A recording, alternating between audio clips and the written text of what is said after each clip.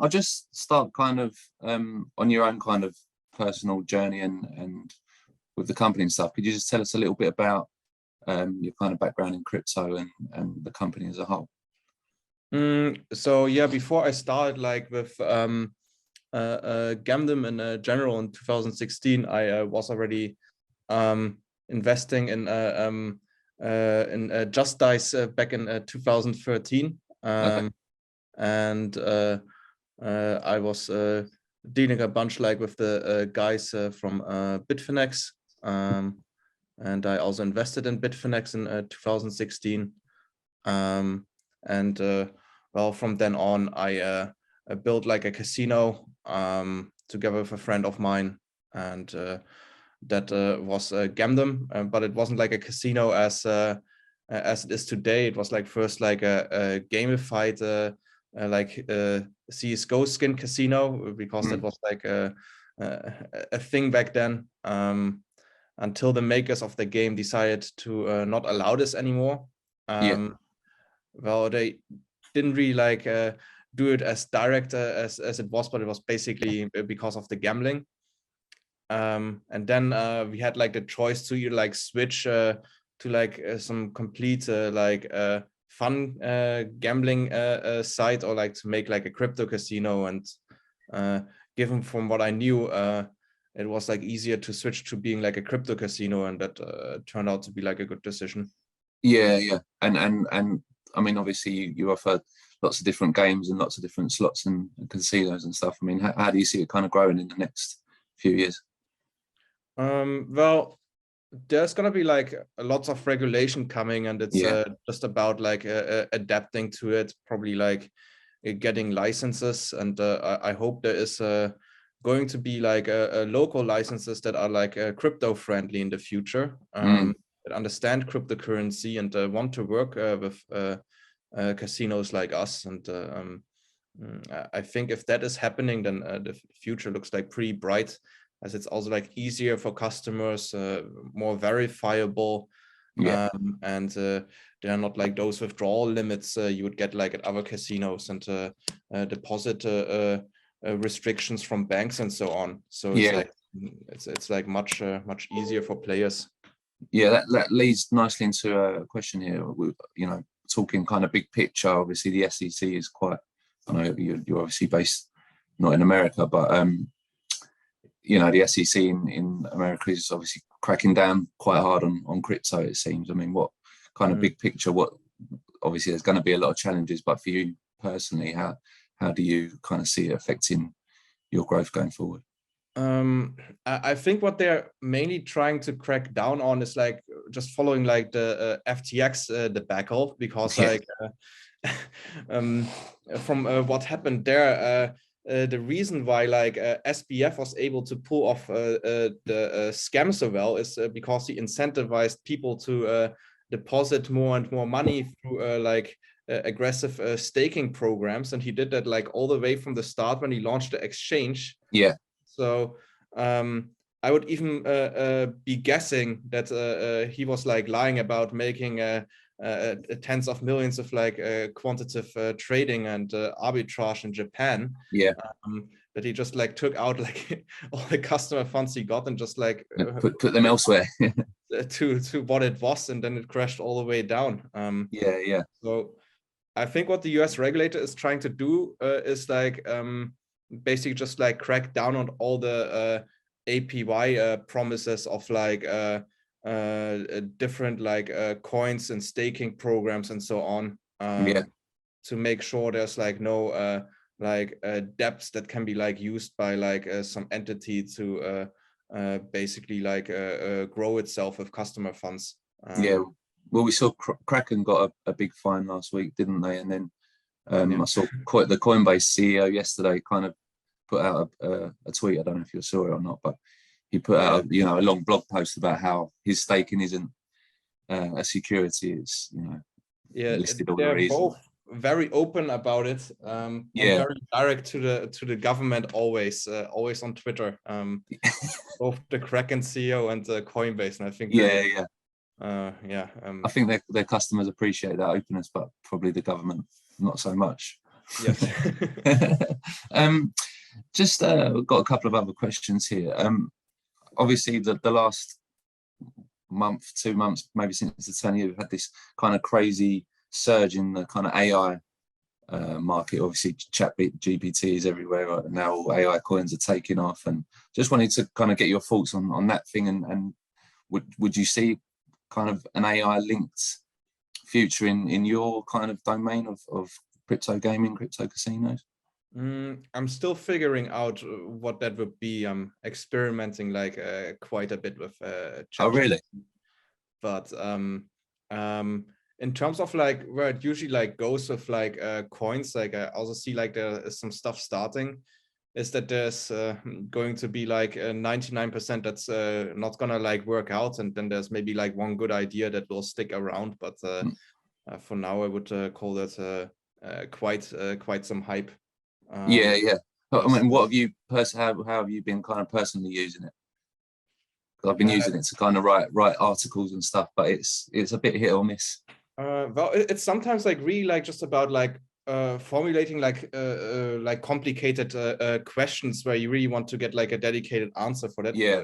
ChatGPT is like great, and just sometimes asking it about like random things to see what it says. I'm still 2 weeks into it just now, but I'm very curious what else can be done with this, because like this is like just like the first like real like AI breakthrough like that we have seen like in a long time, and I think it will advance from that. Yeah, well, we're even seeing, you know, Microsoft, Apple, Google, everyone are kind of bit of an arms race to buy out these different companies or set up their own ones. So I think it's going to be an interesting few years. Panic going on at Google. Yeah. Just in terms of kind of crypto generally, I mean, obviously you offer lots of coins that you use on your site, but are you much of a trader or an investor? Or do you have favorite coins? Yeah, I have some favorite coins. Like well, Bitcoin is always like the one coin everyone is of course going back when things hit the fan, and it has proven itself like to be like the most reliable, although the returns might not be as great anymore. Yeah. But of course that one is like one of my favorites. Then another one is actually like Litecoin, because like most people actually use it for gambling. Yes. And actually like even though it is like some sort of like coin that gets overseen like a lot, it's actually like very, very much used like for transactions and payments. And it has like almost like naturally like developed into it without like really like big influencers or entities pushing it. And I really like a natural like non influenced coins a lot. Yeah. Look, like, it's interesting you mentioned Litecoin, because you know, when you look at a lot of crypto casinos, a lot of crypto gamblers, it kind of unilaterally seems to be one of their favorite ones. But if you kind of follow the markets in terms of traders or the kind of hype machine, it's never a favorite. It's never kind of, especially in the last 2 or 3 years, it's never one that's, you know, suddenly jumps 30% overnight. And even during the, you know, during the bull run, 2021, it was kind of one of the first ones to decline again. It was one of those that people sold off quite quickly in the end, which I didn't really understand. Didn't really understand why. Because it's very usable, isn't it? Yeah, it's very usable. Like the transaction speed is nice. The transaction fees are good, and actually like it also has like halvenings like Bitcoin. Yeah. And the next one's actually coming up. I think like mid this year, and that usually like boosts the price like every time it happens a lot as well. Well, when it's the Bitcoin halving, it boosts everything's price. Yeah, but for Litecoin, it's just like when everything else is quiet, then there's like a Litecoin pump like once every 4 years. So yeah, we'll keep an eye on that. I mean, again, that leads me nicely on. You know, again, talking kind of big picture. Obviously, we've been in this bear market for a year or more. Kind of a lot of analysts and traders are kind of predicting that towards mid to the end of this year, perhaps with the next Bitcoin halving, we might see a bit of and you know, an improvement in the general market. I mean, what are your thoughts on where we might be in the next year or 2 years? Well, I think like if I'm like predicting like really like long term, like how the price is moving, I'm like always with Bitcoin. Yeah. And that's pretty much like, I think we'll break like new all-time highs pretty much like once like the next Bitcoin halving happens, and people get interested again in that, especially since like there was like a bit of government interest like last time. I think it's gonna like become like more and more, especially as like the first and second world are like splitting up more and more, and like and slowly like the US dollar is losing power. Yeah. And as someone who kind of you know, your business, you know,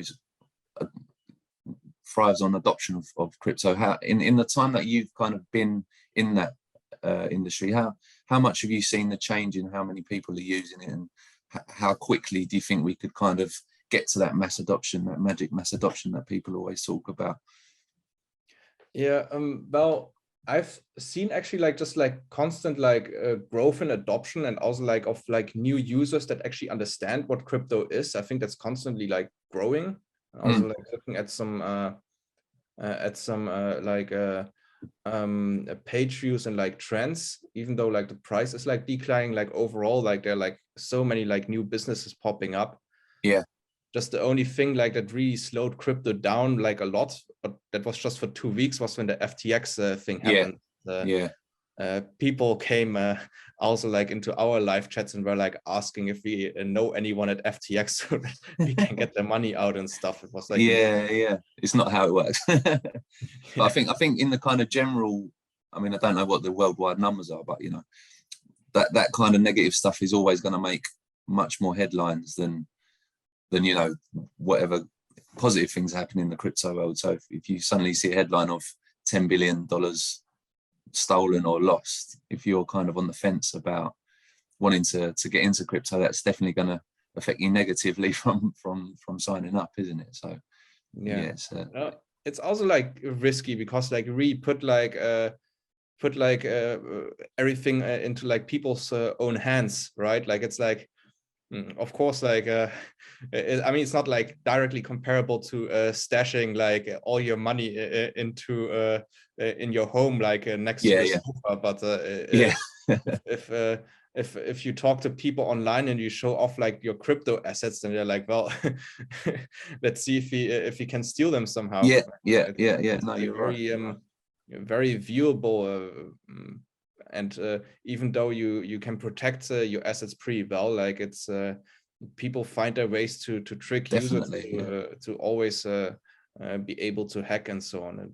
Well, especially when you've got, you know, kind of state-backed hacker groups that are, you know, stealing billions of dollars for governments around the world and stuff. So yeah, there's always going to, if you're an individual, you might well be susceptible. Just changing tack quickly back to kind of crypto gambling. Obviously, Twitch banned streaming on crypto gambling kind of content. Has that affected you much?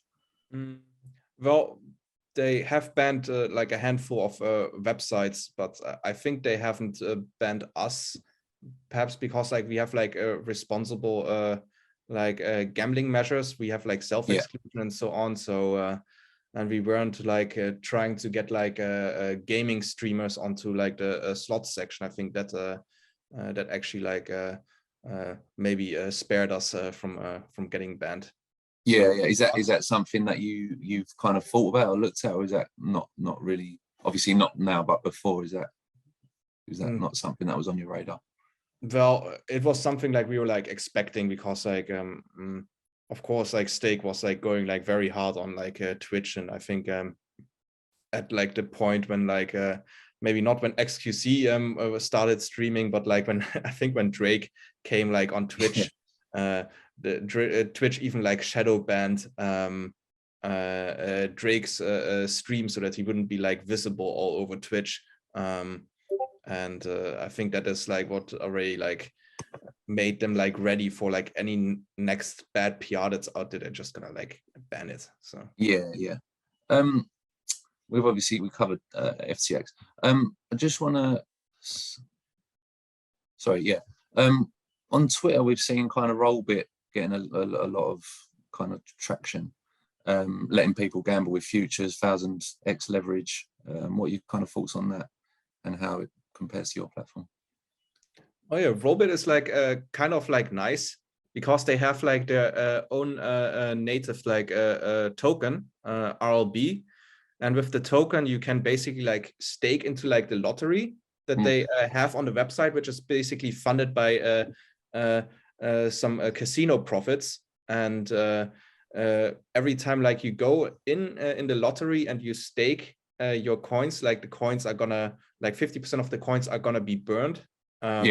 So it really makes like RLB like a pretty like scarce asset.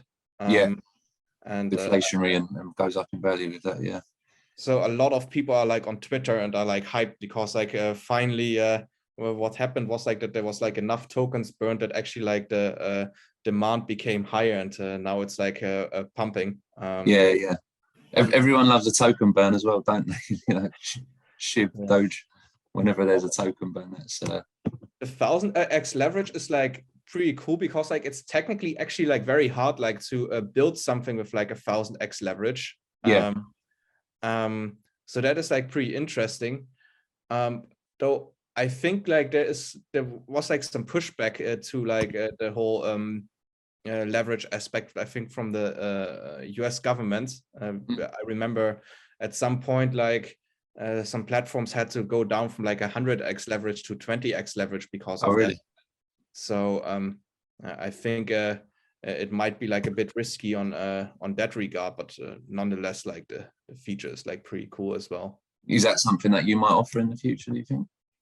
I think what differentiates us like from Rollbit is like that we just like solely focus on like the casino aspect, and basically creating like a better product like for like the simple casino niche. And Rollbit is like a lot about like innovating and like getting like new features out there, which is also like very nice. Okay. Sorry. So we've recently affiliated with a new crypto casino, Lucky Block. You heard of it? No, I haven't. Okay, but just obviously they're quite a new company in the industry. What kind of tips would you have for from what you've learned building your casino? What would you what were some difficulties you ran into? What were some things that you come across that were maybe unexpected or went better than expected even? I think like the main mistake, like what people run into when they start accepting crypto, is that they do it like through some sort of like provider, where you basically have like some deposit limit and stuff, and then they create like some invoice and then you deposit. Like most players don't want to do that, so that would be the number one tip. And number two thing is like to do like something new, because like especially like right now, a lot of like new crypto casinos are like popping up, and if you have like a new unique feature or like something others don't have, that is already enough to set yourself apart. Because like we see already like, I would say like 90% of the casinos that are like launching all look the same right now. So there's definitely like need for some innovation. Do you see any kind of crossover between trading and casino, crypto casino playing, or is it strictly people that were maybe gaming at more traditional casinos now prefer to go with crypto casinos because they're provably fair, more transparent, that kind of thing? Or do you think there's more of an interest for traders and crypto traders to try and earn a bit of money, or is it more just for the kind of fun stuff? I think we're like crypto trading, for example, and casinos like really like overlap is sports betting, because sports betting is also like the type of like it's like a similar skill like trading. So I think a lot of like people are like very interested in that, and whenever we see like anyone who is usually like trading on like other platforms, and we do marketing there, they're usually like then converting to being sport bettors, and then they coordinated sport bets, and like a lot of the people that are sport betting are also like long-term like profitable doing it because of experiences or they had like maybe on other sites, or also just like what they learned from trading with bankroll management and everything. Was you like an online casino gamer before you got into crypto casino? Well, it's like a bit of like a weird story. I actually got first introduced like to gambling from like the game RuneScape. Oh right, yeah. And they used to have like in 2011, there used to be like some dice packs, and you would roll the dice pack, and if it was like over 60, you would like get like double your payout. So I was like also like running like casino games in that game when I was like pretty much like a kid, and what, earning real cash from it, or kind of rune bucks or whatever they're called? You'd get like gold from RuneScape. That's it, right? And then you could sell like the RuneScape gold for like at first like PayPal was very going, and then from 2013 on we all did Bitcoin, and that's how I got into Bitcoin as well. Right, interesting. Just going back to the kind of streaming side of things, do you think more regulations will be coming in on Twitch and other streaming platforms to kind of crack down on that? I feel like right now there's like not much activity like to crack down on. What I see a lot is like a lot of like view botted streams that like where people just get like 500 views and they run like a 12-hour video clip of some gambling activity and stuff. Yeah. I think they're gonna start like cracking down on that, because it gets reported a lot as well. Yeah.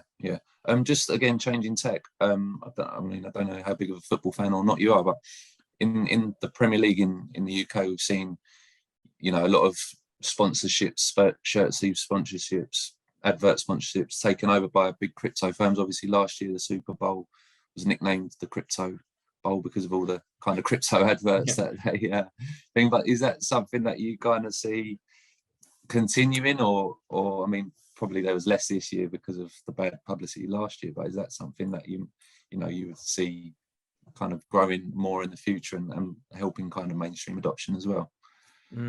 From what I'm seeing right now, all like crypto founders are like not on that big of a budget. So I think that's gonna be like a thing again. Like the next time there's like some sort of hype, I'm pretty sure there will be. I think we have seen enough cycles now to know that this wasn't like the last one. Yeah, then I'm sure the next year's Super Bowl, when the halving is approaching, will be another crypto bowl too.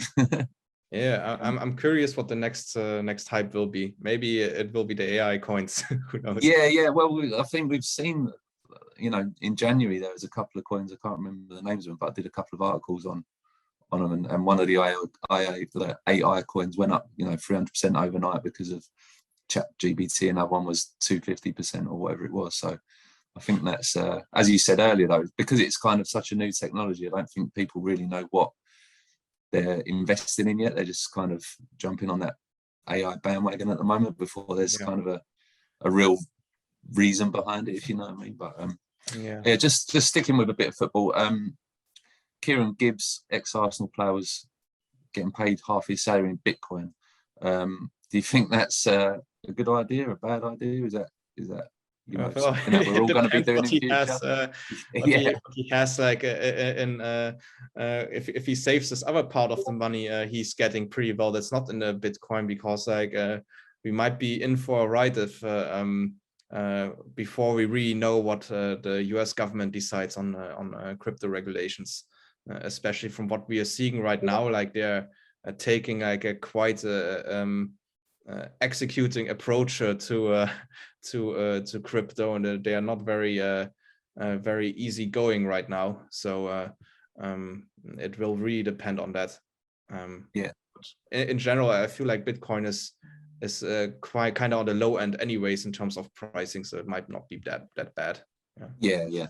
you could always invest it elsewhere as well, I suppose. I'm sure he's on a good wage.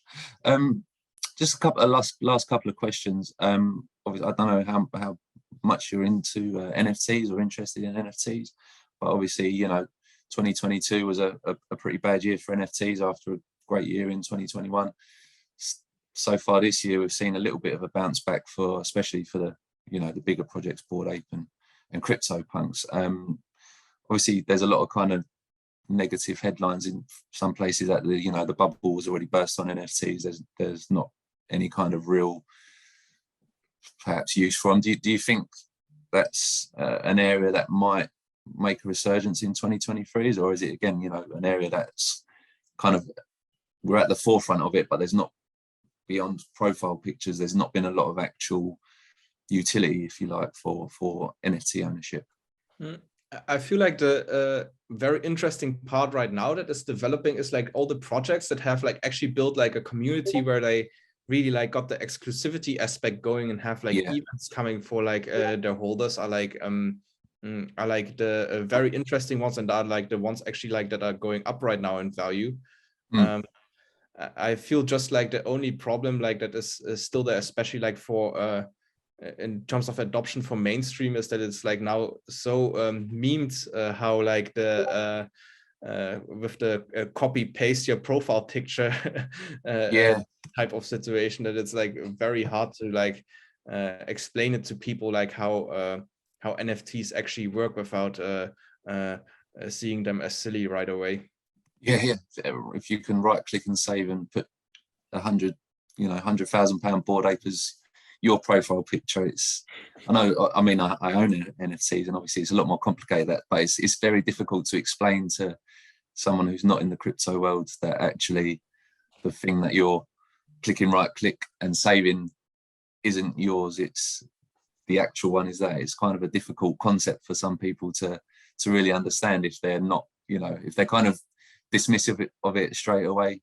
It's even more difficult to kind of explain, no, this is digital art, if you like, or there is a provable way to show that this is a one-of-one piece that you're actually owning. So yeah, I agree with you there. I think it'll be an interesting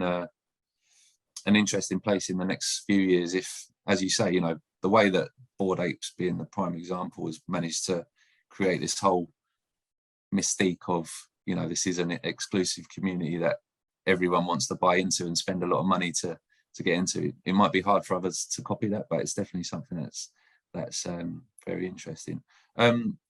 Just the final one then, really. I mean, is there anything that we've not spoke about that you really wanted to kind of discuss in the interview? So, well, about like our product, we're releasing actually like a completely like new version of the website. We're building on it since like 2 years, and we got like a full like UI UX revamp. We got like new games and stuff, so that is coming up pretty soon. Okay, well, what kind of timeline would you expect on that? I hope within this month, but it could be like later. I think it will probably go into March, because we are still doing a lot of testing and we want to make sure everything is going smooth.